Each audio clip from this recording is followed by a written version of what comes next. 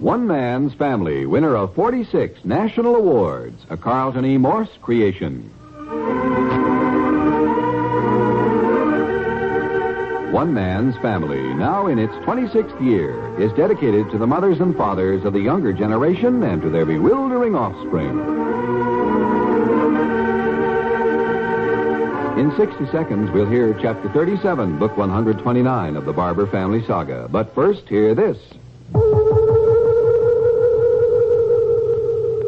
Has a cold got you? Listen, more people have taken more bromoquinine cold tablets for more complete relief than any other cold tablet ever sold. For bromoquinine works to relieve stuffy nose, body pains, fever, irregularity, and headache, too. Remember, every second someone takes it for the miseries of a cold. Millions more take bromoquinine.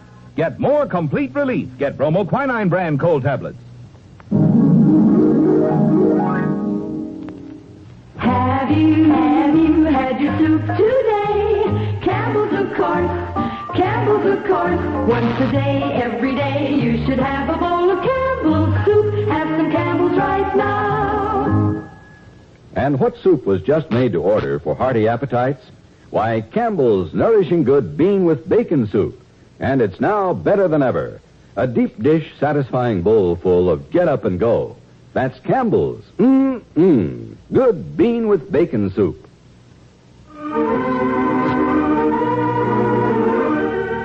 Today, news from a ski slope. Hazel Barbour Murray, wearing a pullover sweater plus a cardigan and an ascot, is using the phone in the den in her new home, the vast, cold McGregor house, 13 doors up from the Barbour family home in Seacliff, San Francisco. Traffic control, please. Thank you. This is Mrs. Murray again. Oh, well, I talked to someone there. Has there been any news of Mr. Duckworth's plane? It's a private plane overdue from Twin Falls, Idaho. No, my husband's a passenger, I think, and it's almost 36 hours overdue. Hello? Oh, no, never mind. I don't know who it was. All right. I'll have my brother check on it. Thank you. I should have called Paul to find out for me in the first place.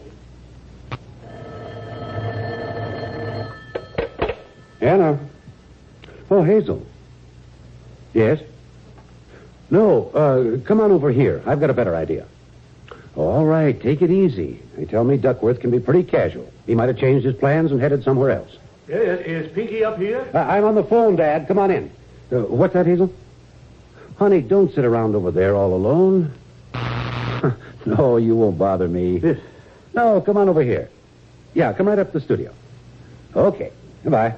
What's that, Dad? Looking for Pinky. It doesn't seem to be in Teddy's room. He was around a few minutes ago. His broker telephoned. Oh? Yes, wants him to call back.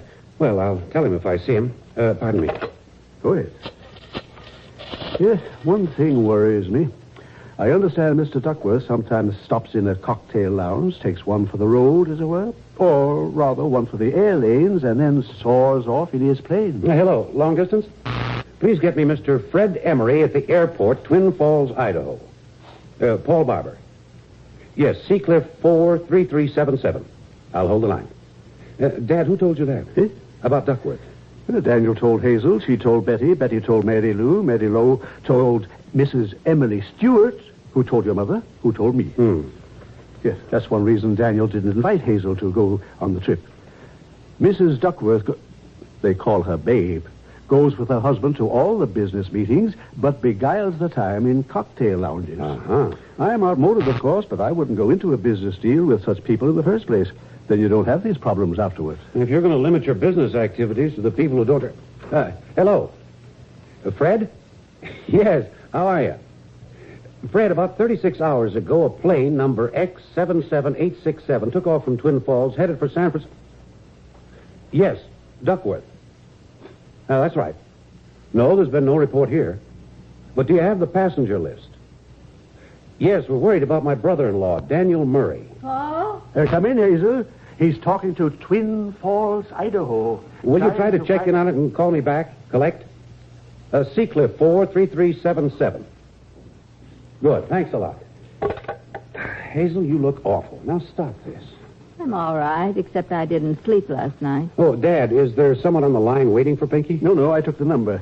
Pinky's to call back. Who wanted him? His broker. He's been doing considerable business with his broker lately. I act as his secretary. He seems to be buying highly speculative material, which makes my blood run cold, but there's never a dull moment. Oh, dear. Dad tells me Duckworth's a bottle man. Pardon? Oh, well, in a way. Oh, you know the type. His wife gets to be a nuisance, but he always tends to business, according to Dan. Dan going to be his full partner? After the merger, Dan's going to be vice president and general manager. Uh-huh. You know. Yes, I'll accept the charges.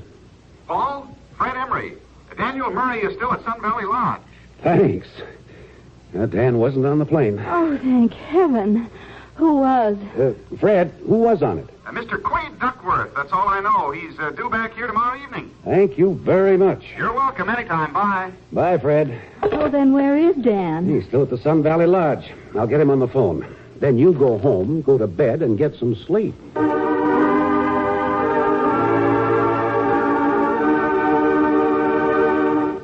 We'll return in just a moment to One Man's Family.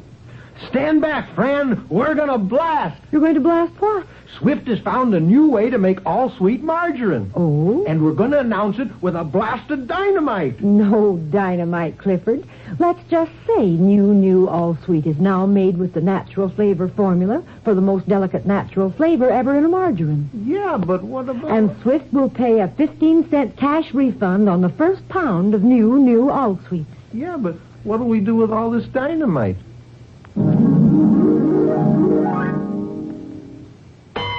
Seven, 6, 5, 4, 3, 2, 1, done. Mister, you're counting backwards. No, I'm counting down. The time it takes all new, brand new 7-second Babbo cleanser to clean your sink, tub, pots, or pans. You mean... In just 7 seconds, new Babbo with fast-acting bleach dissolves sticky grease, bleaches out stubborn stains. All you do is give a few easy wipes with a dishcloth. Oh, new Babbo works while you wash. Right. And new 7-second Babbo is pure white. No staining dyes in new Babbo.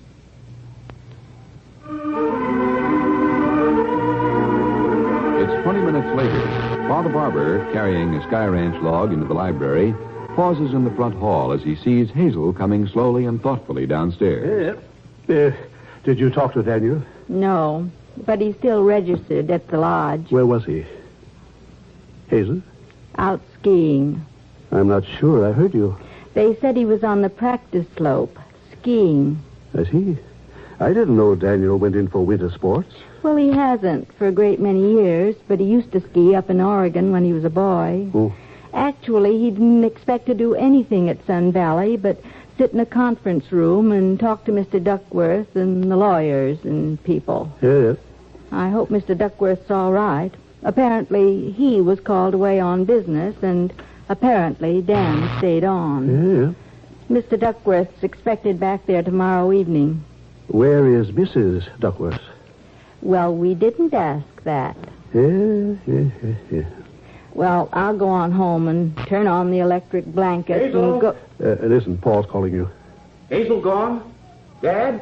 I'm still here, Paul. Well, come on up. I've got Dan on the phone. Coming right away. What did he say? Did he say he had Daniel on the telephone? Sure been unreported for 36 hours. Isn't Mrs. Duckworth concerned? Oh, come in, Hazel. Here, Dan, here's Hazel. Thanks. Hi there. I've been worried sick about you, Dan. I'm sorry. I didn't know a thing about it. Well, what about Mrs. Duckworth? Wasn't she worried, too? No, she isn't the worrying type. She's been in Salt Lake with some friends. She just got back. In fact, I drove in and picked her up this morning. You see, Duckworth had a call to go to San Francisco and then Los Angeles on business, so he left us here until he could get back. I see. And I'm glad to know you're having fun. How are the meetings going? I'm getting everything I wanted. This is long distance on Paul's phone, and I have only one other question. Have you actually been skiing? Oh, I did this morning. Beautiful day here. When Babe got back here, she said she wanted to learn to ski, so I've been teaching her with the help of the ski instructor. I didn't quite hear that. Who? Dan, who were you skiing with? Babe, Mrs. Duckworth. Hazel? Hello, you still there? I'm here, Dan. Well, I'm glad everything's going so well. Oh, couldn't be better. Goodbye, darling. Thanks for calling. Goodbye. He was out skiing with Babe.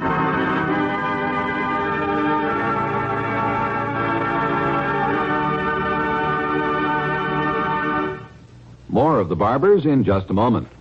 Hey, Tim, I got my car. Give you a lift home? Well, I'm tired. Had a nagging backache lately. That can get you down. And with the sleepless nights that go with it, I feel dragged out. Last year, my dad was bothered by backache, but he found grand relief. Maybe you could, too. How? Try Doan's Pills. Good advice. That's Doan's Pills, an analgesic and mild diuretic to the kidneys. Nagging backache, also headache, dizziness, and muscular aches and pains may come on with overexertion, emotional upsets, or everyday stress and strain. Doan's pain-relieving action is often the answer, and they also offer mild diuretic action through the kidneys. So if nagging backache is making you feel worn out, tired, and miserable, with restless, sleepless nights, don't wait. Try Doan's Pills, used successfully by millions for over 60 years.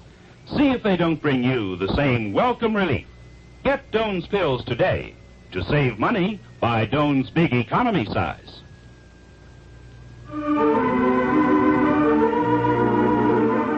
Hazel, coming back downstairs, finds Father Barbour making a note at his desk in the library. Father, Yes. let me tell you before you hear it from Emily Stewart. Dan was out skiing with Mrs. Babe Duckworth, who had been celebrating in Salt Lake City and hadn't even missed her husband. Skiing is a dangerous sport at Daniel's age. It is indeed. Yes. If you see Pinky, I have several messages. From the consul for the Chinese Formosa government, 3 girls, and a man from the FBI. I wish he'd come home. One Man's Family, which comes to you Monday through Friday, is written by Harlan Ware and directed by Carlton E. Morse. This program has been selected to be heard by our armed forces overseas through the worldwide facilities of the Armed Forces Radio Service. In Chapter 38, Book 129, Call from the FBI. Frank Barton speaking. One Man's Family, winner of 46 national awards, now in its 26th year, is a Carlton E. Morse production and comes to you from California.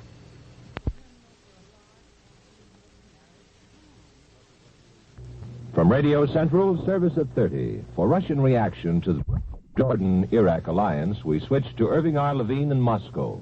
As far as Russia is concerned, the union of Jordan and Iraq is an evil American plot. It's designed primarily as a measure against the union of Egypt and Syria, 2 nations sympathetic to the USSR. An angry article in Trude, meaning labor, today calls it a marriage between the Baghdad Pact and the Eisenhower Doctrine. And it's hard to tell which of the mates Russia likes least. Probably the Baghdad Pact, which Russia sees as aimed against it. That's what primarily troubles Russia. This is Irving R. Levine, NBC News, Moscow.